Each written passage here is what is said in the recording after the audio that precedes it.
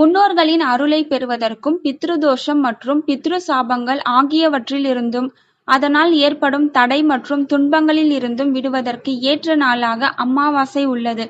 சில குறிப்பிட்ட மாதங்களில் வரும் அமாவாசை மிக முக்கியமானதாக உள்ளதால் அவற்றை தவறவிடாமல் விரதமிருந்து முறையாக முன்னோர் வழிபாட்டினை மேற்கொண்டால் பலவிதமான நன்மைகளை பெற முடியும். அப்படி வைகாசி மாதத்தில் வரும் ஜேஷ்ட அமாவாசையில் செய்ய வேண்டிய வழிபாடுகள் மற்றும் தவிர்க்க வேண்டிய விஷயங்கள் பற்றி இங்கு தெரிந்து கொள்ளலாம். ஒவ்வொரு மாதமும் வரும் அமாவாசை திதி முன்னோர் வழிபாட்டிற்கு உரிய நாள். அப்படி வைகாசி மாதத்தில் வரும் அமாவாசைக்கு ஜேஷ்ட அமாவாசை என்று பெயர். இது சனி பகவானின் அவதார தினமாக சொல்லப்படுகிறது. அதனால் இது சனி ஜெயந்தி என்றும் கொண்டாடப்படுகிறது. அதனால் இது சனி அமாவாசை, ஜெத் அமாவாசை, தர்ஷ அமாவாசை, பாவுக அமாவாசை ஆகிய பெயர்களும் அழைக்கப்படும்.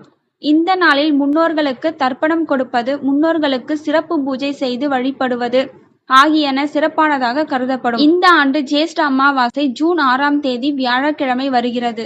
ஜூன் 5ஆம் தேதி இரவு 7:56 முதல் ஜூன் 6ஆம் தேதி மாலை 6:40 வரைக்கும் அமாவாசை திதி உள்ளது. ஆடி அமாவாசை, தை அமாவாசை, மகாலய அமாவாசையை போன்று வைகாசி மாதத்தில் வரும் ஜேஷ்ட அமாவாசையும் மிக முக்கியமானதாக உள்ளது. முன்னோர்களுக்குரிய கிரகமான சனி பகவானின் அவதார தினம் என்பதாலும் இது கூடுதல் முக்கியத்துவம் பெறுகிறது.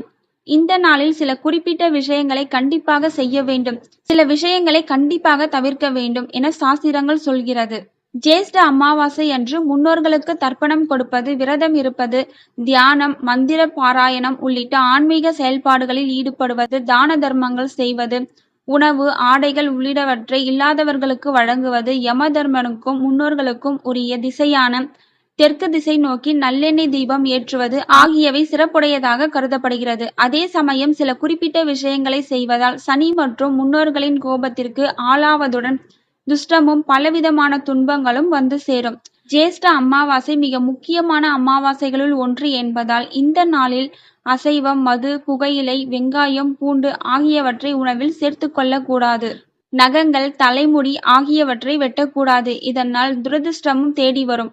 வீட்டை சுத்தம் செய்வதையும் தவிர்க்க வேண்டும். புதிய நகைகள், செருப்பு, ஆடைகள் போன்ற புதிய பொருட்களை வாங்குவது, சுப காரியங்கள் செய்வது ஆகியவற்றை தவிர்க்க வேண்டும். மற்றவர்களுடன் சண்டையிடுவது, கோபப்படுவது ஆகியவற்றை தவிர்க்க வேண்டும். கிரக பிரவேசம் போன்ற காரியங்களை செய்வதை தவிர்க்க வேண்டும். ஸோ இந்த வீடியோ உங்களுக்கு பயனுள்ளதா இருந்தால் ஒரு லைக் பண்ணுங்க. தேங்க்யூ ஃபார் வாட்சிங்.